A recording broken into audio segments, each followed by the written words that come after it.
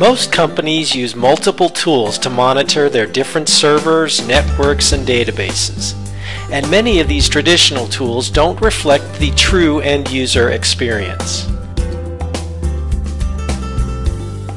There can be a disconnect between the monitoring, which tends to be from the back end, and the front end or end-user experience. This can bring an expected series of consequences.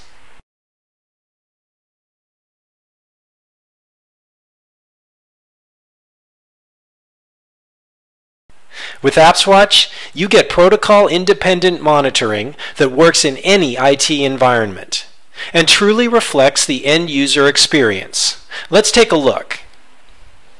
In our previous video, we created a scenario and sent it to the AppsWatch base. Now, let's see how AppsWatch uses scenarios to measure application response times and gather back-end metrics.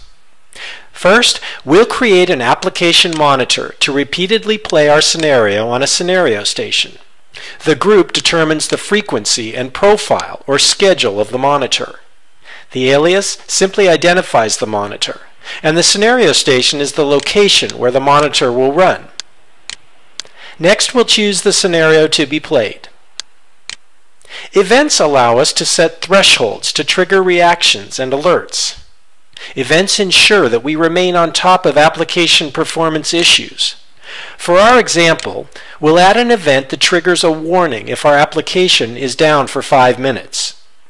Notice that the event triggers an email notification too.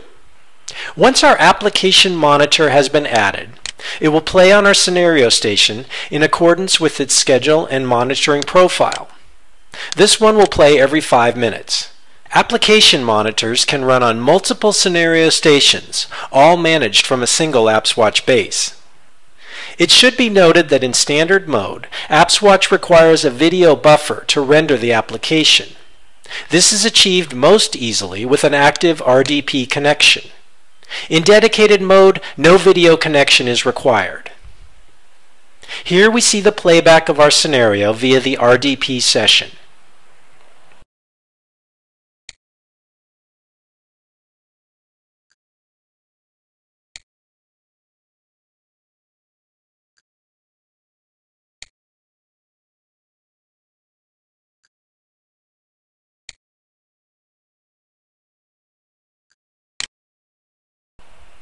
AppsWatch will compile response time data per iteration. Now, let's add a system monitor to correlate back-end metrics with our application performance.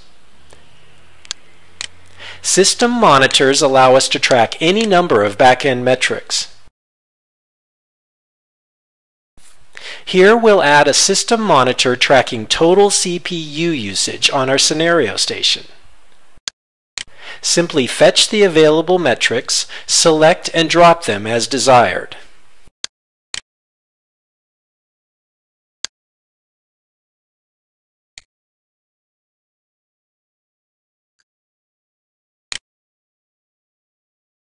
Upon adding, the system monitor begins collecting results in accordance with its frequency.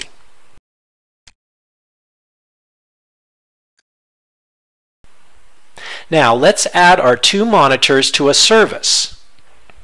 Services can include a single monitor or a collection of monitors and/or other services as defined by the user. They provide a logical, concise overview at a glance when included in dashboards, which we'll get to in a minute. First, a quick word about the service policy. The service policy establishes the rule for how the service's status is reported.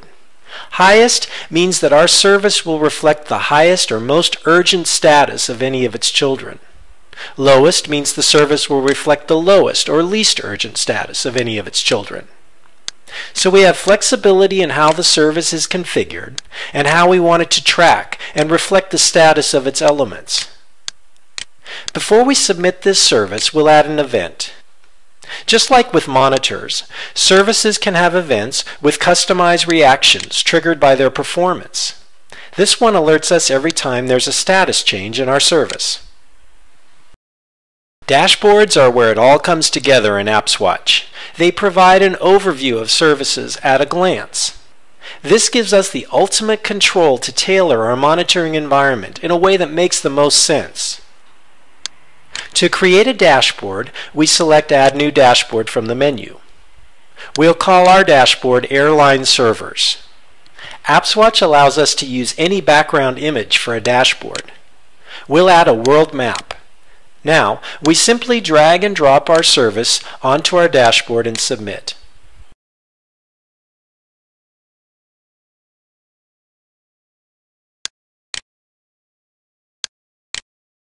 Before we finish, let's slide our service down to Los Angeles. So now we've got a visual aid to help us identify the various services we might have on a given dashboard. Here are just a few examples of how background images can enhance dashboards.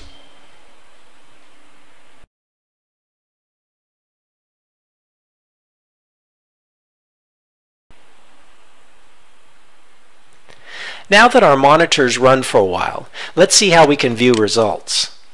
If we click on the monitor in the left-hand pane, we'll open its stats page. AppsWatch provides us with a full complement of visual aids in the form of charts and graphs, as well as key statistical data. In the SLA section, we can compare today's performance with the weekly and monthly averages. Shifting down to the performance graph, we see iteration by iteration results. Clicking on any failure point brings up a screenshot of the instance where the scenario failed, revealing the issue at the core of the breakdown.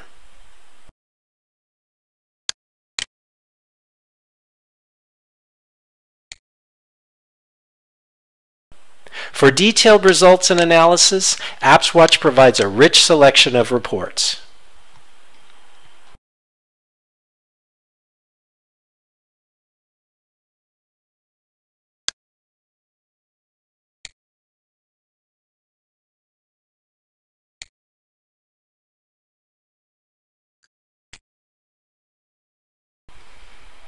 Before we wrap up, let's see how to compare two monitors on a single graph. By control-clicking monitors from the tree in the left-hand pane, AppsWatch allows us to view custom graphs comparing various metrics. Here, we correlate our application monitor and system monitor to see how they're interacting.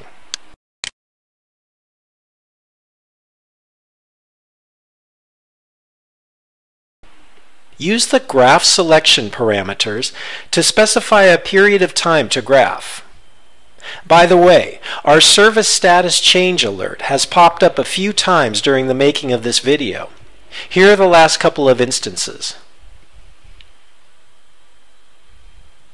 With AppsWatch, we get the best of both worlds, monitoring from the front end to capture the true end-user experience, while correlating the back-end metrics to get a 360-degree view of system performance. To get started with AppsWatch today, download a free trial version at nrgglobal.com. Thanks for watching.